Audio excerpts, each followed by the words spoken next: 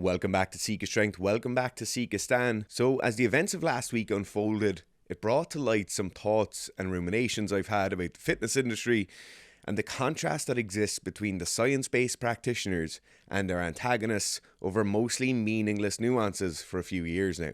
To be specific, it made me open up this Word doc and put structure on these thoughts. I want to start off by making it very clear to those of you who may be new to our channel that Sika Strength, Owen and I, are about as science-based as you could be without wearing a lab coat into the office. Owen having nearly a decade in the pharmaceutical industry, underpinned by a degree in biochemistry, and me having a degree in exercise science and a master's in sports psychology. Both of us were looking down the barrel of spending 4 years in PhD programs at different points, and many of the formative videos of our channel were from doing paper reviews on some of the most poignant studies in our particular spheres. We are those people, we occupy that niche, but with one foot holding the door slightly ajar. The fundamental backbone of this video is that the academic, science-based coaches, which were luckily enough able to absorb their content, are, for the most part, optimized for winning arguments, and not for creating solutions. A quote which I heard Rory Sutherland talking about in relation to the conflict between the world of economics and marketing, but this could not be more true than in our world of fitness and training. Just last week, I did a review of a large-scale meta-analysis on strength training for golf. Thousands of studied papers narrowed down to 20 or 30 intervention studies whose data was harvested and compared. Across all 20 or 30 of these studies, there were very few issues with study design. All bar one were quite well thought through and executed. All had passed ethics board approval, and the stats analyses which were done all made sense. But the glaring error in many of these papers is the design of the actual training interventions. Before I go any further, I want to make you aware that if you're looking at studies on a surface level, there is an issue with this last statement, and that issue is being most studies are published without showing the actual program that is followed. So, in many cases, you have to make inferences based on the review of exercise selection, general comments about progression, and the planning and implementation of those training plans. Taking this into account, I want to take you for a second into the planning phase of one of these studies. The vast majority of the time spent by the investigation group will be spent designing the study itself, cohorts, interval testings, testing methods, the controls, the stats, and so on, and very, very little time is given to the actual programming of the intervention itself. Even the temperature and humidity of the rooms will be controlled, yet a decent programming structure or warm-up protocol is somehow not thought of as being as important. Now, why is this? Well, the first reason is that many academics don't see it as the most important part. What they want to do is measure the exact reaction to a well-defined stimulus over time, standardizing that stimulus and reporting on it. But they are not set up or capable of optimizing the stimulus itself. The sad thing is, most warm-ups, exercise progressions, and training protocols are simply pulled from other peer-reviewed papers and simply referenced. That way, the research group don't have to worry about the validity of their own thoughts and views around how someone should train or increase load or even warm up prior to the training taking place. So as coaches who are predominantly concerned with optimizing interventions, we are immediately at odds with the investigators who are crafting a bulletproof study design. This idea of becoming bulletproof is actually a huge issue. The need to be able to outsource every decision and idea and simply tag a little reference on it pulls the burden of explanation away from the investigators, so there's always this slightly narky tone of superiority or belittlement attached to many of the statements we associate with our science-based community, when, in many cases, the vessels reporting these statements to you may have had little to no work in the actual creation of these ideas, rather just reporting on something they read or something they observed. For the anti-science brigade, this tends to get their hackles up. What does this little prick know? He's never squatted as much as me, and so on. This, of course, is a knucklehead view, but the problem is knuckleheads exist, and we should all be conscious of that. Up next, I want to bring up the idea of academic lag. a term coined in the mid-20th century. With rapid technological advancements, Educators, policymakers, all of them started to observe that traditional curricula weren't keeping pace with innovations. I'd like to start off by saying this gap is far smaller in our area of sports science than it is in areas such as technology, engineering, and business. We're lucky enough as an industry that humans haven't changed all that much in the last few thousand years, and our training methods, or more specifically the desired outcomes of our training, haven't changed much either. We can look at old texts from the 70s and 80s and get valuable data from them. This simply doesn't happen in other areas. Imagine reading a manual on the use of microprocessors from the 90s. The opening sentence would probably be on how to load your microprocessor into the back of a truck.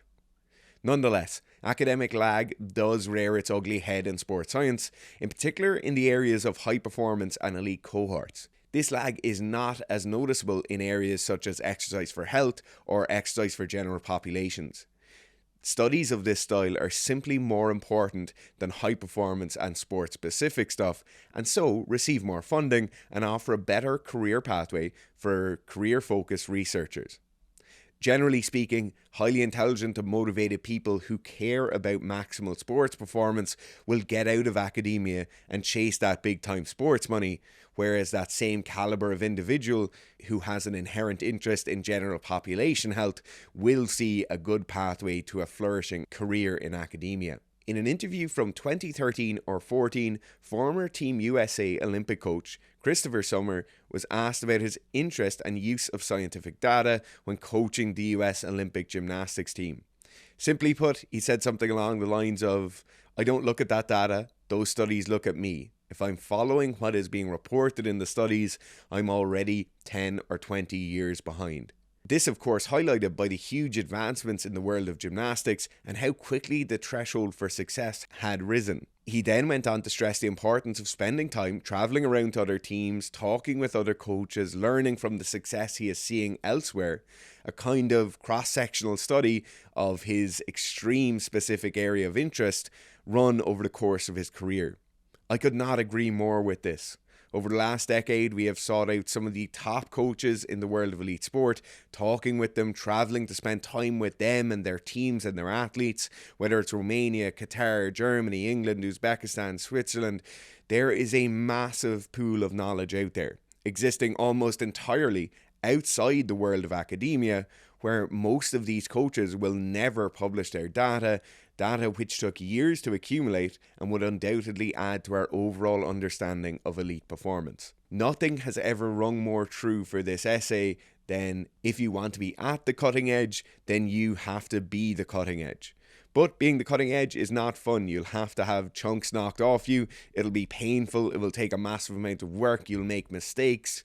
The Bulgarian coach Abajev made more champions than anyone before or since him in the world of weightlifting, but he broke a lot of lifters. He truly earned that infamous nickname, the Butcher. I think the next thing now is to address what this means for you. Well, firstly, take solace in the fact that you are following science-based, logical training plans and systems. You will get bigger, better, faster, stronger, or whatever it is you're trying to do. Will you be at the absolute top level of your potential? It's very possible. To be honest, the answer is we don't know, and more importantly, if you want to get to the top level in most sports, it will rely far more on your genetic makeup and the environmental conditions in which you grew up, rather than the exact details of your training plan. Do you hold some hyper-specific genetic makeup, which causes you to interact with the training in a different way? Maybe you need more volume, more intensity, or variance than what the studies of your peers have found, but it's highly unlikely. Next, be confident in the fact that literally millions of athletes have trained before you. This is not a new thing. You should follow the well-worn path if you want those results. There are many caveats to this, of course. Ross Edgley, if you're listening, there probably aren't too many studies on fueling yourself through 51 hours of swimming. And so for someone like you, thinking outside the box with a team of highly competent and intelligent individuals is vital. But for the most part, following the well-worn path to success is your best idea. If everyone else around you is getting bigger squats by squatting twice per week, then don't squat every day because you think you'll get there faster. Alternative approaches can be concurrently successful. Or to steal another one of Mr. Sutherland's witticisms, the opposite of a good idea can be another good idea. This is a problem for those of us in the science-based world. The problem with our current thinking has been massively magnified by the scientific cohort needing a single modality model to be heralded as the gold standard. Whether it is in relation to volume being the most important driver of hypertrophy, ass to grass being the best range of motion for squats, or whatever it is, this is all fine and dandy. But what then happens to nuance? Where do our elite performers lie, or environmental restrictions fall into this category? There are multiple issues with this singular acceptance of the best way is the only way. Firstly, the issue of priority. Quick anecdote here, the recovery capital given by an individual who purely chases hypertrophy for hypertrophy's sake is so drastically different from those athletes who need to build muscle while also ensuring in-season performance or aerobic conditioning, that the best case scenario for both of these is very different. But if we were to look at scientific data on best case scenario for hypertrophy, they would be given the same prescription. Also, most of you watching this are not full-time athletes. You have jobs, families, friends, responsibilities which will absorb your time, and so in many cases the optimal solution is not going to be the best solution for you. Case by case, accumulating to inform general recommendations. For this reason, an underpinning in solid scientific information is absolutely vital, but a rational understanding of how to interpret that data is far more important. Our world of science-based advice-mongery is thrown off by this. Angry physios can't green screen over a video of some barbell squats to parallel and get as much engagement by listing all the caveats and positive areas of the prescribed exercise, or even commenting on why they might be a bad idea. It's far easier to just shit on people and declare your way as the only way, thus propelling you further up your self-made pulpit while drumming up enough pissed off commenters to help you gain your Instagram page some traction. This right here is the reason we absolutely refuse to comment on other coaches.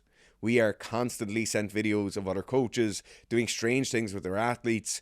We know for a fact this kind of interaction or reaction video would do well for us.